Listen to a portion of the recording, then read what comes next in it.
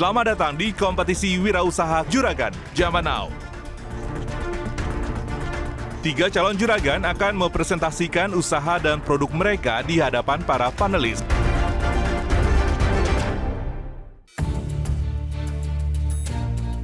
Enak, super enak, sangat enak. Wow. Kebutuhannya cuma 20 juta, itu untungnya aja 600 juta, Bu. Ini jualnya berapa sekarang? Itu 25 per 125 gram. Tanpa adanya pendanaan 350 juta itu, sebetulnya kan bisa mencapai angka 2019. Mampukah peserta membuat para panelis terkesan dan berhasil mendapatkan tambahan modal ataupun investasi? Dan ini dia ketiga calon juragan hari ini.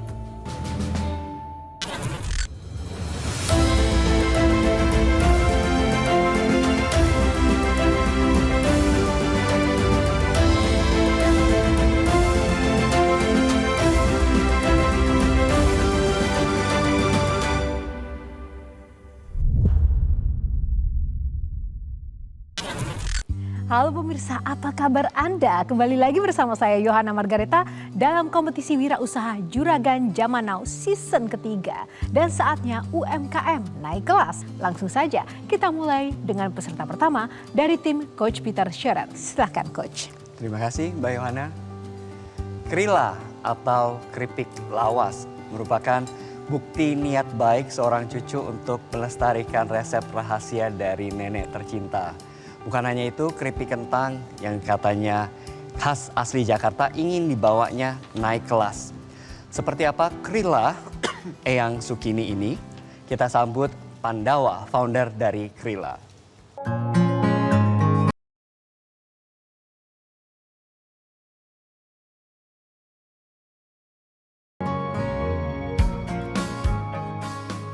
Perkenalkan, nama saya Sidik Purwa Pandawa Aji atau bisa dipanggil Pandawa. Ini adalah produk saya, yaitu Krila, keripik lawas Eyang Sukini. Produk ini adalah produk yang berbahan dasar kentang.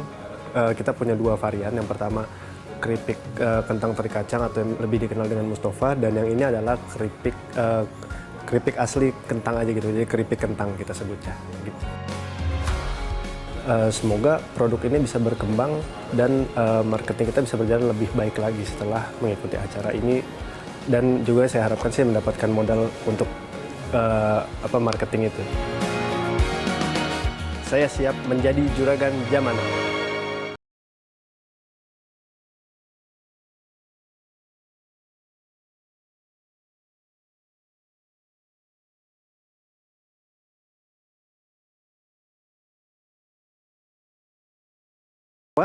Saya selaku founder dari Krila Keripik Lawas Eyang Sukini. Krila adalah brand yang berasal dari Jakarta. Krila awalnya adalah keripik yang dibuat oleh eyang saya sendiri, yang mana resepnya pun masih menjadi resep yang turun-temurun. Visi Krila adalah menjadikan brand kuliner terkemuka yang mengangkat keunikan dan kelezatan camilan khas Jakarta. Target kita adalah produk ini bisa menjadi oleh-oleh ciri khas dari Jakarta. Ini adalah produk Krila yang Bapak-bapak pegang di situ. Ada produk kentang teri kacang yang kita jual di harga Rp25.000 dengan berat 120 gram. Kemudian yang satu yang putih itu ada produk keripik kentang. Kita jual di harga Rp15.000 dengan berat 90 gram. 5 tahun berjalan ini konsumen kita tentunya menjadi konsumen yang loyal. Kita bisa katakan demikian karena memang produk ini ketika orang membelinya dia nggak hanya sekali beli. Pasti mereka akan melakukan repeat order. Tidak ada yang hanya sekali beli dan tidak order lagi gitu. Mungkin para panelis di sini bisa lihat respon positif dari platform tempat kita berjualan. Di 2021 ini kita menjual hampir sekitar 48 juta. Dan omset di 2022 sekitar 60 juta. Kemudian di tahun 2023 per Oktober ini kita memiliki omset sebesar 50 juta. Kita bertujuan memiliki tujuan bahwa kita bisa nih membuat 20 booth Krila yang mana target marketing Krila dalam waktu dekat ini bisa tersebar di seluruh Jakarta. Ini adalah rincian modal yang bisa saya gambarkan untuk kebutuhan kita per 1 kali Modal adalah sekitar Rp44.500 dengan return sebagai berikut. Keripik kentang 9.600.000, kemudian keripik Mustofanya kita membutuhkan modal sebanyak 4.400.000 dan booth 18 juta. Dan kita juga menambahkan influencer di sini untuk memperkenalkan produk kita di khalayak yang lebih luas. Rincian kebutuhan modal ini kan satu inventaris buat ini sama ini 1.200 masing-masing kan. Terus ada booth custom 20 buah sama influencer. Nah, booth-nya ini pertanyaan saya mau ditaruh di mana? Booth-nya mau ditaruh di setiap restoran yang nanti kita akan coba pasarkan dan tawarkan di beberapa restoran sih. Kalau yang sekarang sedang berdiskusi, itu tadi saya ada baca satu kata konsinyasi. Iya, Yang sekarang lagi diskusi konsinyasi atau beli putus? konsinyasi juga. Oh, berarti akan terima barang retur dong? Iya, selama ini kita kayak gitu sih. Krila, Eyang Sukini, jualan apa ini? Nah ini satu hal nih, UMKM harus clear. Jadi kalau bikin tagline atau something yang jelas, misalnya kentang kriuk dan Mustafa, nah, itu jelas. Jadi Krila itu resepnya Eyang Sukini yang jualan kentang kriuk dan Mustafa. Kalau ditampilin gini aja saya nggak tahu nih jualan apa. Ya, nah itu satu. Nanti mungkin di packaging dan lain-lainnya bisa di ini. Yang kedua, brutally fact, saya rasa model bisnis yang mau dikerjakan di resto untuk jualan itu nggak bagus. Satu, kenapa? Resto itu pengen jualan produk dia sendiri, karena dia punya margin lebih baik. Yang kedua, habit orang datang ke resto itu pasti makan makanan kafe restonya. Dan yang ketiga, kamu nanti akan kena inventory. Ya, inventory itu stok yang belum tentu laku dan juga kemudian kena term of payment kalaupun ada konsinyasi. Semakin besar kafenya akan semakin begitu gayanya. Nah, tapi ini yang menarik. Sebenarnya saya udah berapa kali nih memperhatikan bisnis model kayak begini. Dan itu pakai gerobak sebetulnya. Jualan di gerobak itu cash flow. Masuk duitnya tuh langsung, direct. Ya. Teman-teman UMKM tuh butuh ini. Bukan butuh yang bikin packaging, bikin 1.000, taruh di sana-sini konsinyasi. Ya kalau dapat uangnya. Kalau nggak laku, dibalikin lagi. Apalagi mau masuk ke retail dan lain-lain. Nah kalau bikin gerobak 10, hari ini jualan, masing-masing gerobak 500.000 atau 1 juta. Masuk duitnya sekarang. Ya, besok bisa belanja lagi, bisa dapat untung. I think saya rasa sometimes ya, ini hal-hal yang lebih make sense untuk dijalankan. Ya. Nah, jadi teman-teman UMKM perhatikan hal-hal yang kayak gini. Krila itu punya potensi untuk membuat gerobak. Bahan bakunya udah disiapkan dari dapur, dari Eyang. Nanti gerobaknya itu kita didistribusikan, terus kita kasih semuanya itu di branding, gerobaknya di branding, packagingnya di branding, murah aja, nggak usah mahal-mahal. Cost HPP-nya dari Krila kentang itu kan 8.000. 8.000 itu kenapa mahal? Karena packagingnya. Tapi kalau hanya isinya aja, saya rasa mungkin 2.000-3.000 dapat. Jadi kalau misalkan harga jual 5.000-6.000 itu sangat masuk untuk menjadi snack yang bisa dimakan langsung di tempat dengan terbranding Krila. Bikinnya gimana sekarang? Perumahan Bikinnya kita atau masih is there a way to industry sih. scale this? Masih kita bikin sendiri, maksudnya masih manual sih. Nanti scale-nya gimana? Apakah udah ada plan-nya how to scale this nanti? Kita sih ada rencana buat pakai mesin ya, cuma memang belum tujuan kita belum ke situ karena kita lihat kekurangan kita ya di marketing dan pemasaran ini. Kita konsep apa sih yang perlu kita buat? Nah, saya punya planning seperti itu. Nanti mungkin kalau kedepannya produk ini memang makin luas lagi, mungkin kita memang butuh mesin sih. Ya, kita rasa dari produknya sudah lumayan bagus, enak gitu kan. Jadi untuk benar-benar scale ini, cuman booth itu tidak kurang scalable. Jadi kita akan memperkenalkan, tujuan kami adalah nanti kita mungkin bisa duduk bareng. Kita mungkin akan introduce 360-degree marketing sehingga kita bisa membantu dari segi marketing distribution di berbagai channel ya, nggak cuma di satu booth atau itu, karena itu istilahnya sangat terbatas untuk scalability-nya. enak, super enak, sangat enak. Wow. Actually amazing. Ini saya penyuka chips. Ini salah satu yang terbaik yang pernah saya makan di umurnya yang sudah panjang ini. So yes, karena saya kira di sini setup production planningnya belum ada ataupun targetnya, yang ada produknya sangat enak. Ini mesti dirapikan dulu. Itu menurut pendapat saya. Well, I think mereka mesti bisa membuat suatu business plan yang baik, mulai dari persiapan produksi, supply chain kepada market dan sebagainya. Ini yang kita perlu share dengan mereka dan hopefully produknya bisa ada di masyarakat lebih cepat dan presentasi yang lebih baik. Kita lihat kekuatan dari produknya memang enak banget tadi, saya setuju banget. Tapi memang sayangnya ada keterbatasan dari segi biaya dan lain-lain. Itulah sebabnya ruang gerak Krila ini sangat terbatas. Kenapa tadi berpikir kolaborasi dengan restoran? Ya karena mungkin tadinya nggak perlu keluar biaya sifatnya. Tentunya harapannya dengan ikut acara ini ada lihat bahwa satu potensi dari Krila, produk yang enak ini bisa disebarluaskan. Entah itu lewat gerobak, entah itu lewat kolaborasi, entah itu lewat warung, dan lain-lain. Karena itu besar harapannya panelis bisa membantu Krila untuk bisa scale up. Terima kasih, kita berikan tepuk tangan untuk peserta nomor 1. Dan pemirsa, kita akan jeda dulu. Kita akan tunggu bagaimana kemudian presentasi untuk peserta kedua. Seusai jeda, Juragan Zaman Now Season 3 masih akan kembali. Ya, ini adalah eyang saya, Eyang Sukini, yang memang menjadi yang memegang resep asli Krila dan masih turun-temurun sampai saat ini sih. Ini adalah eyang saya, Eyang Sukini.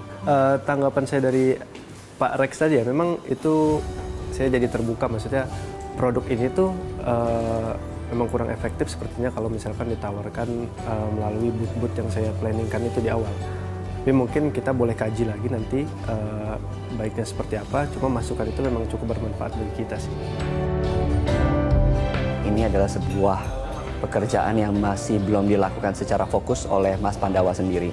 Mas Pandawa masih punya pekerjaan utamanya, sedangkan Krila adalah sampingannya. Jadi tantangannya adalah bagaimana menemukan waktu, menemukan strategi, dan hal-hal yang bisa menjadikan dasar untuk menjadi strategi untuk membuat Krila naik kelas. Itu tantangannya. Oh, yang pedas juga enak nih. Enak, semuanya enak. Enak banget nih. Enak. Superb. Dia bikin gerobak yang terbranding Krila. Yang rapi. Iya, benar.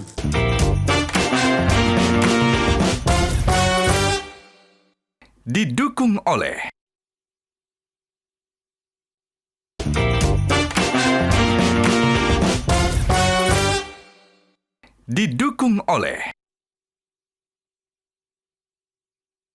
Kembali di Juragan Zaman Now Season 3 pemirsa. Selanjutnya, siapakah calon juragan kedua yang akan melakukan presentasi di hadapan para panelis? Langsung saja kita persilakan Coach Tom untuk memperkenalkan siapa dia. Penghasil bawang terbanyak kedua di Indonesia adanya di Jawa Timur. Tapi penghasil bawang paling enak katanya di Probolinggo. Masalahnya adalah seenak apapun bawang yang dihasilkan, ketika harga bawang jatuh, petani juga bisa ikut jatuh miskin. Ini yang memotivasi Ibu Nurul, founder dari Hunai, untuk menciptakan sebuah produk turunan bawang yang bisa membuat zero waste. Seperti apa ceritanya? Mari kita sambut Nurul dari Hunai.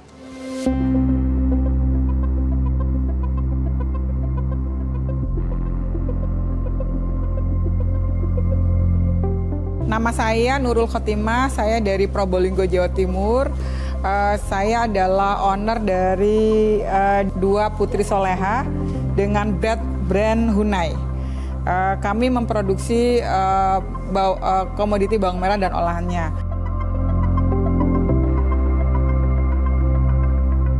Kemudian ini adalah camilan bawang, salah satu inovasi olahan bawang merah di mana bawang merah dikonsumsi sebagai snack. Ini ada 4 rasa, ada keju, ayam bakar, sapi panggang, dan original. Harapan saya mengikuti Juragan Zaman Now ini adalah ilmu saya bertambah dengan dibantu oleh para coach dan dapat masukan dari para panelis. Mudah-mudahan dapat bantuan modal juga, kemudian menjadi pengusaha yang setiap hari semakin baik dan menjadi baik seperti itu. Saya siap menjadi Juragan Zaman Now.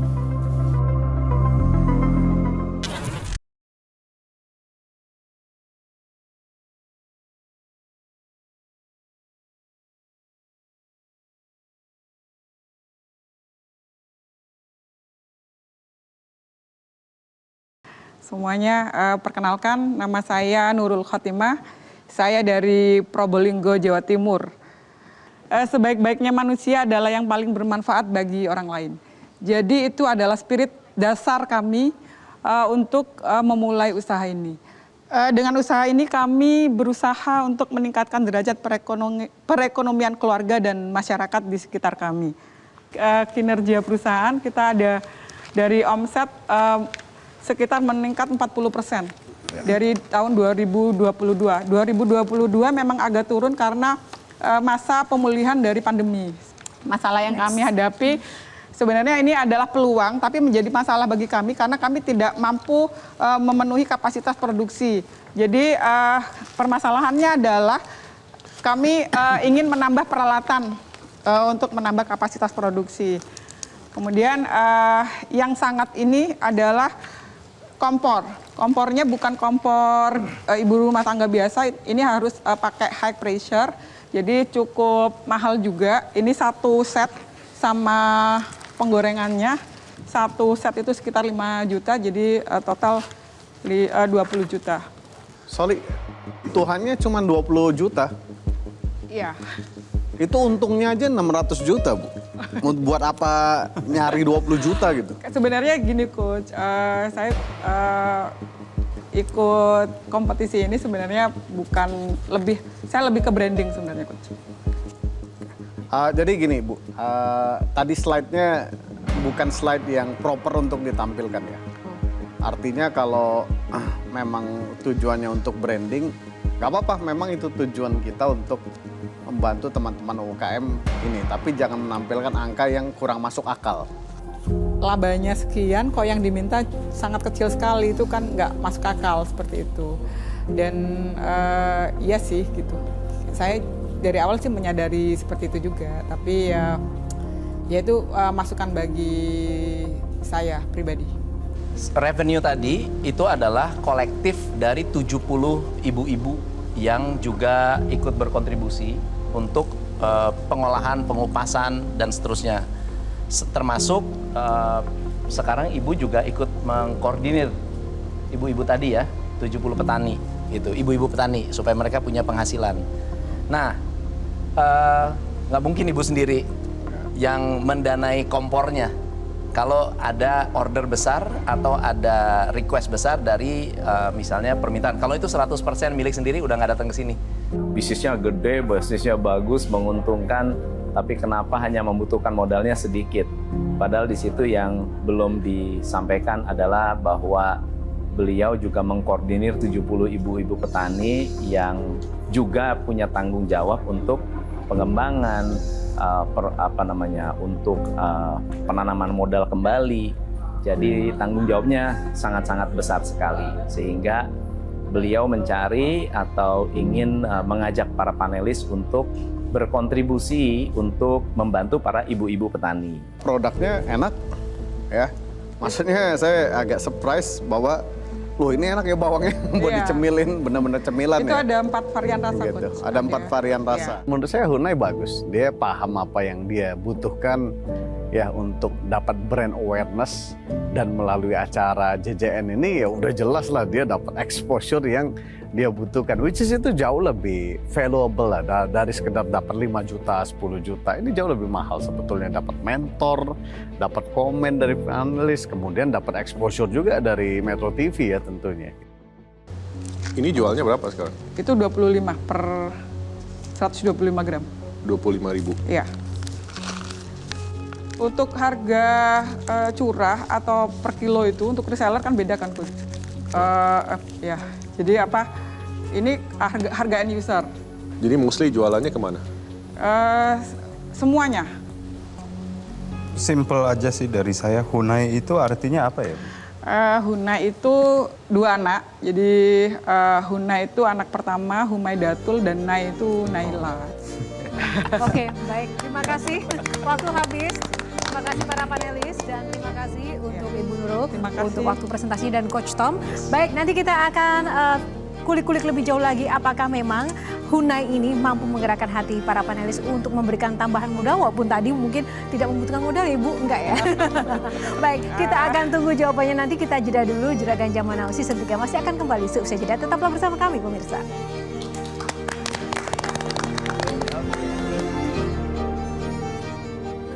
Tadi di dalam cukup membuat saya panas dingin, dredeg, kemudian kayaknya blank semua, apa yang mau disampaikan itu hilang semua. Melihat para panelis yang selama ini saya bisa dilihat di TV, ternyata sekarang sudah ada di hadapan saya, sehingga membuat saya miss semua. Saya percaya menang ataupun kalah, Bu Nurul sudah menjadi juragan.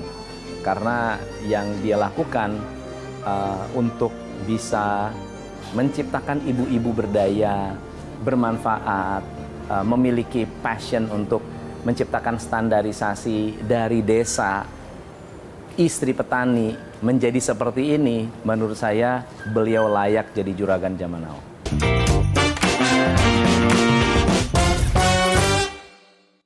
Didukung oleh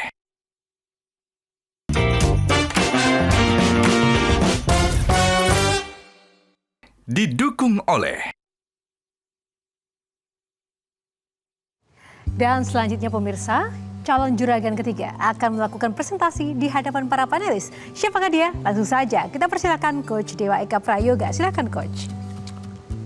Ya, yang namanya bisnis kalau nggak untung ya rugi. Kalau nggak sukses besar ya bangkrut biasanya. Dan ini yang dialami oleh salah satu peserta Juragan Zaman Now kali ini, di mana ia mengalami kebangkrutan, kegagalan, bahkan hampir jadi gelandangan karena waktu itu sampai rumahnya hampir disita karena nggak sanggup melewati berbagai ujian di usahanya.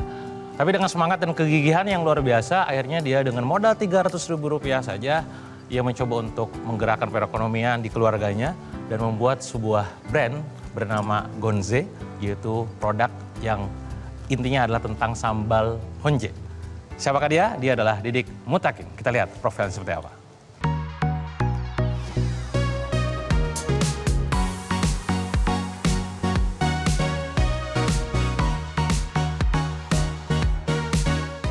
Perkenalkan, nama saya Didik Mutakin. Saya dari brand Sambal Gonze. Sambal Gonze itu adalah sambal kecombrang kemasan yang dikemas secara modern namun tetap mempertahankan unsur-unsur kearifan lokal Indonesia. Yang membedakan kami dari sambal kecombrang yang lain adalah bahwa bahan baku kami itu dari kecombrang terbaik yang ada di tanah Cianjur. Harapan kami mengikuti Juragan Zaman Now sesi 3 ini adalah kami ingin mengembangkan bisnis kami sebesar-besarnya sampai selevel corporate, sampai menjadi top of mind di kategori sambal kecombrang, sampai menjadi brand kebanggaan Indonesia. Saya siap menjadi Juragan Zaman Now.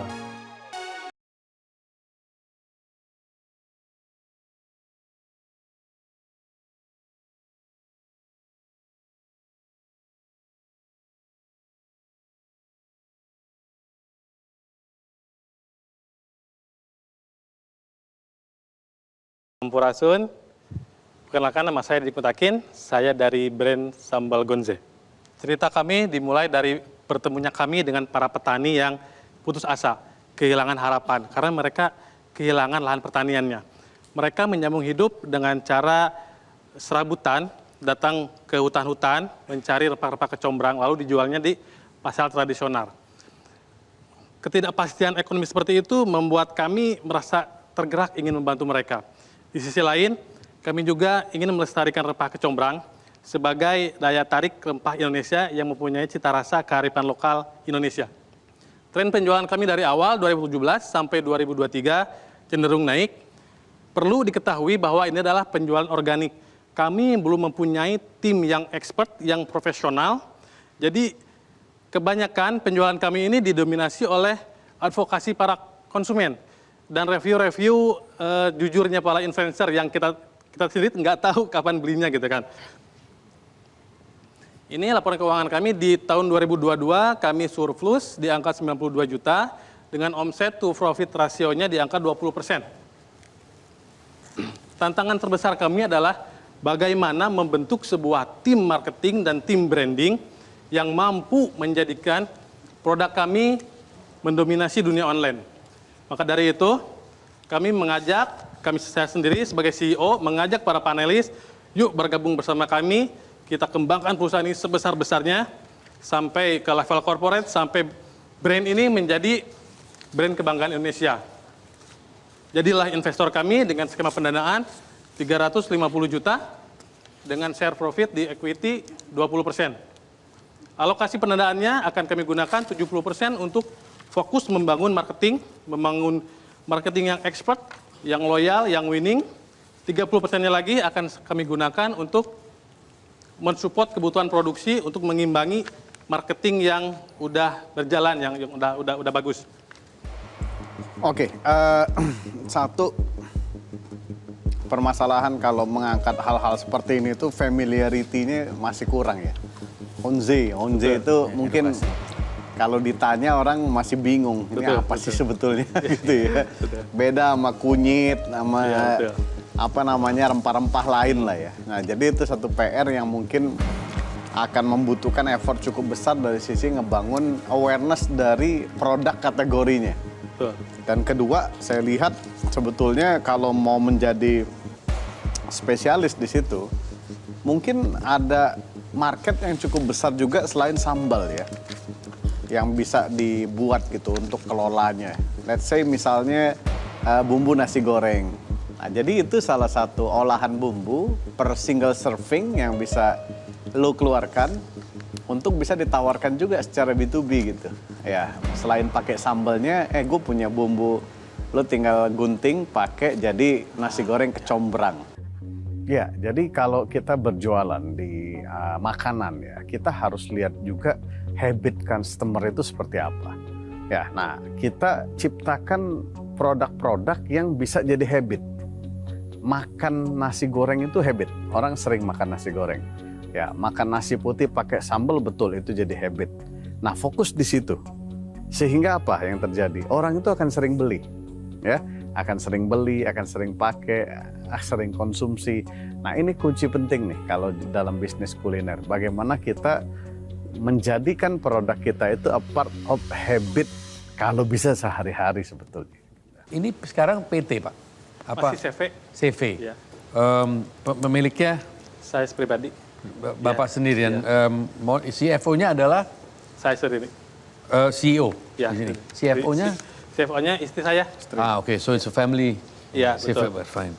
Kalau alokasi dana yang diperlukan budget marketing dan branding itu meng-hire orang atau budget untuk iklan ini? Ya, kita akan combine.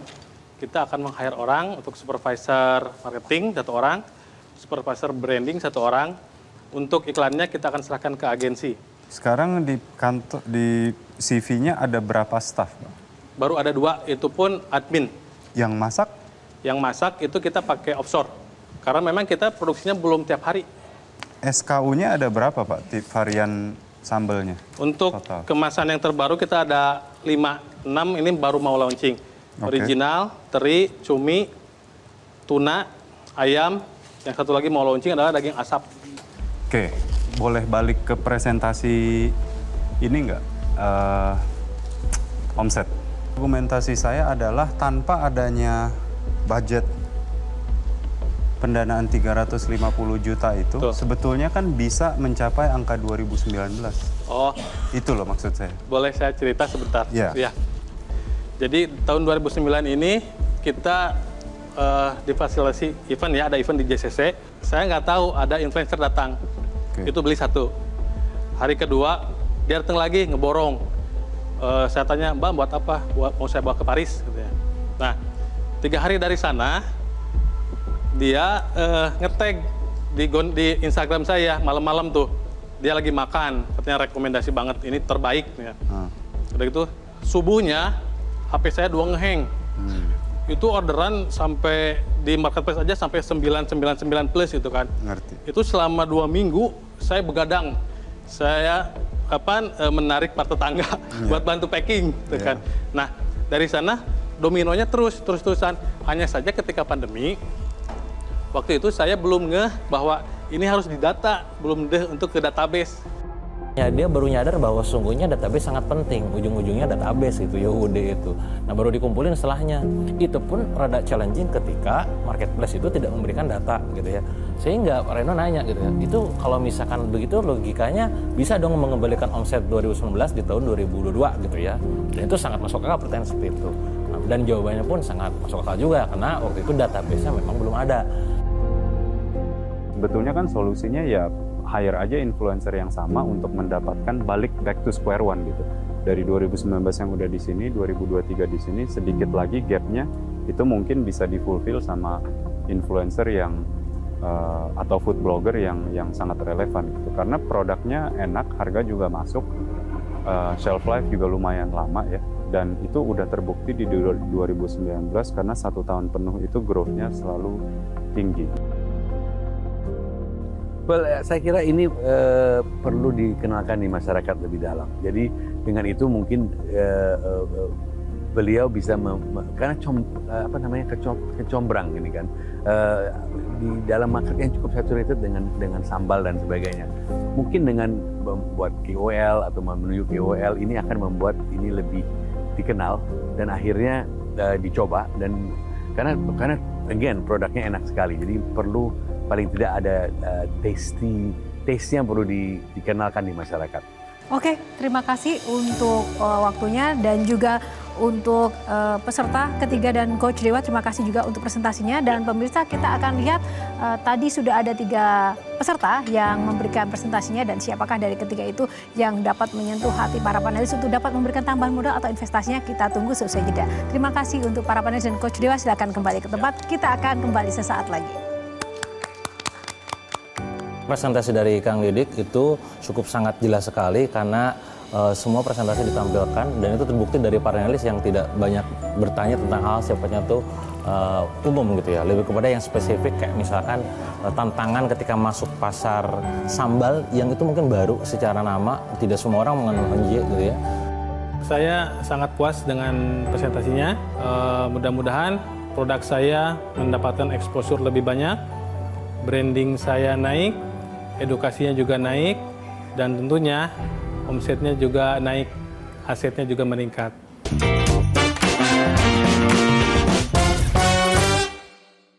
Didukung oleh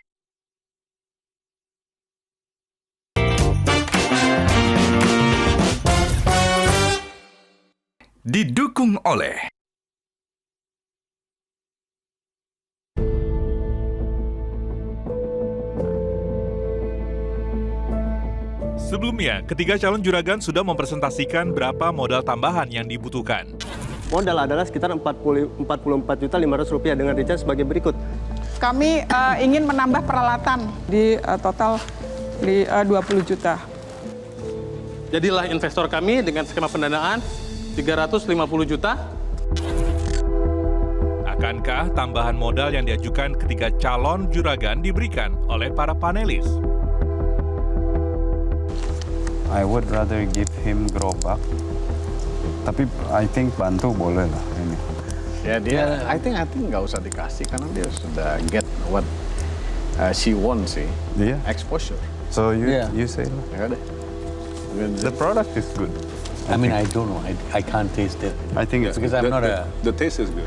Yeah, so that's what I said. Yeah, the taste is good. Seperti apa hasil yang akan didapatkan oleh ketiga calon juragan dari para panelis? Kita akan langsung saja panggilkan ketiga calon juragan untuk masuk ke studio.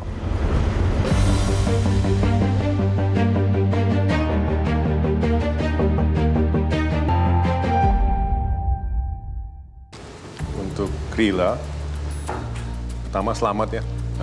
Tadi udah dengar Pak Irwan bilang super enak, padahal nggak ada sambal. Dan kita semua setuju, memang produknya sangat enak. Enak, super enak, sangat enak. Sebenarnya saya udah berapa kali nih memperhatikan bisnis model kayak begini. Dan itu pakai gerobak sebetulnya. Ruang gerak Krila ini sangat terbatas.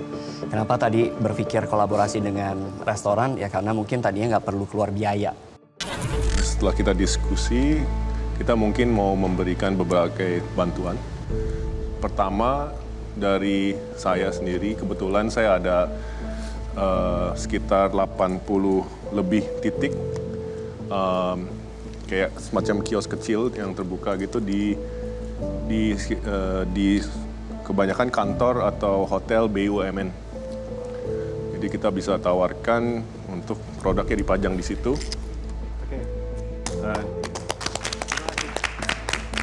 untuk bantuan inventory kita akan tambahkan 10 juta rupiah. Wow. Jujur sih saya juga cukup senang dengan itu. Sangat senang sekali dengan itu. Terima kasih untuk Juragan Zaman Now. Dengan adanya program ini, kita juga jadi cukup terbantu dengan tambahan modal dan penempatan 80 titik itu tadi. Ya, buat Bu Nurul, personally Hunai bawang gorengnya enak banget. Kemudian saya cicip-cicip juga yang di meja juga enak banget. Ya, jadi congrats dan thank you udah create that's such amazing product ya. Dan juga luar biasa secara omset dan lain-lainnya. Kita juga semua setuju ini produk luar biasa enak. Ini jualnya berapa sekarang? Itu 25 per 125 gram. Loh ini enak ya bawangnya buat Iya. dicemilin. Kebutuhannya cuma 20 juta. Iya. Itu untungnya aja 600 juta, Bu. Ikut kompetisi ini sebenarnya bukan lebih, saya lebih ke branding sebenarnya, Coach. So as you wish. Ya, sesuai harapan Ibu. Jadi mungkin di mana kamera? Beli Hunai. Nah, ya, gitu. Jadi as you wish. Ibu mengharapkan bisa mendapatkan brand awareness, exposure, dan juga mungkin nanti produknya difoto sama Reno, sama Sebastian, sama Pak Irwan gitu ya. Jadi itu sesuatu yang luar biasa yang memang acara ini bisa berikan ke teman-teman UMKM semua. Juragan Zaman Now, Metro TV, terima kasih banyak sudah memberikan kesempatan kepada kami untuk lebih bisa expose usaha kami, produk kami, sehingga produk kami bisa dikenal lebih luas di khalayak masyarakat Indonesia. Baik, selanjutnya Pak Irwan. Pak Didik ya, straight to the point aja Pak. Saya bukan memakan sambal, tapi saya ditugaskan oleh teman-teman untuk memberikan sedikit pandangan. Tapi saya lebih baik straight to bisnisnya saja. Produknya tentu enak, kata teman-teman. Saya coba sedikit rasa enak dan tentu kalau nggak salah tadi di-sidekan menjadi bumbu untuk nasi goreng dan sebagainya, mungkin akan juga menjadi suatu peluang. Market yang cukup besar juga selain sambal ya, yang bisa dibuat gitu untuk kelolanya. Let's say misalnya bumbu nasi goreng. Ini sekarang PT Pak? Apa? Masih CV. CV. Ya. Sekarang di kantor di CV-nya ada berapa staff? Baru ada 2, itu pun admin. Yang masak? Yang masak itu kita pakai offshore. Daripada itu kami sepakat untuk supaya produknya lebih dikenal dan lebih familiar di market dulu sebelum kita melihat opportunity yang lain, kita akan mensupport untuk dapat memilih influencer, dan dengan itu kami support dengan 5 juta rupiah. Selamat, Pak. Alhamdulillah, saya mendapatkan reward.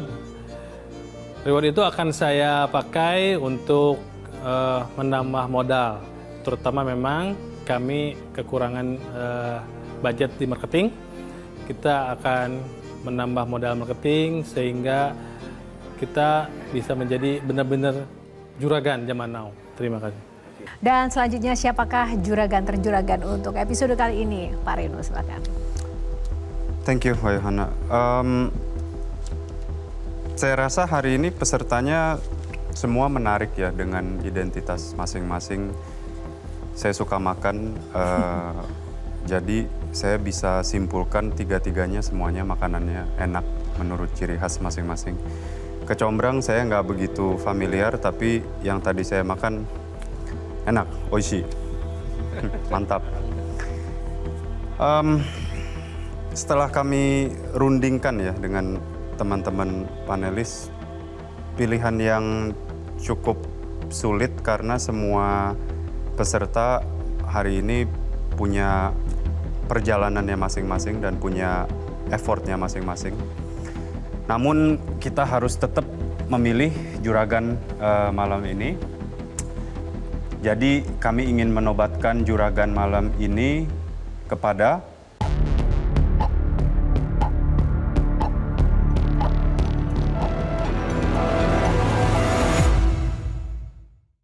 Bu Nurul Khotimah dari Hunai. Wow, selamat Ibu Nurul.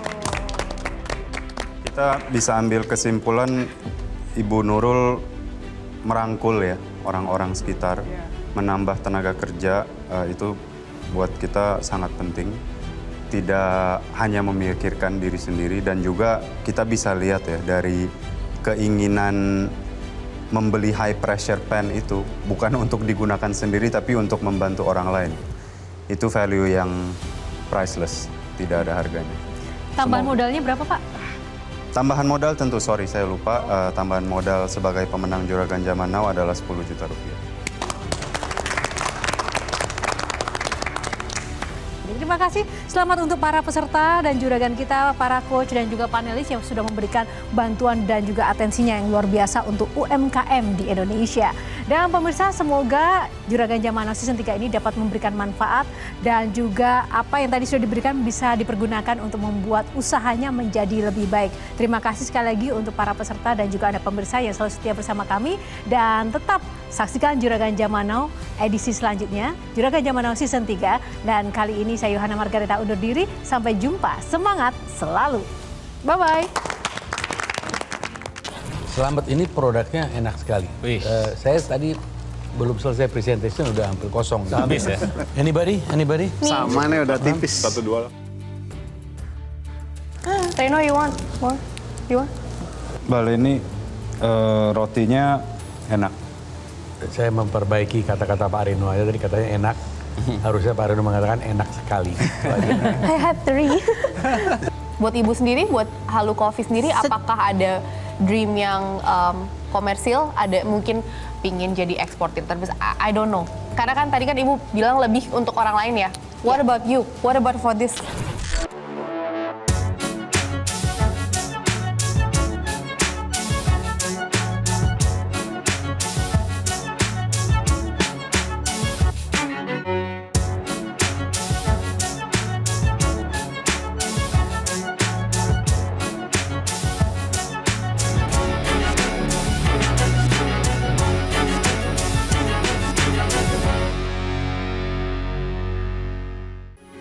Metro TV. Jelajahi cara baru mendapatkan informasi. Download Metro TV Extend sekarang.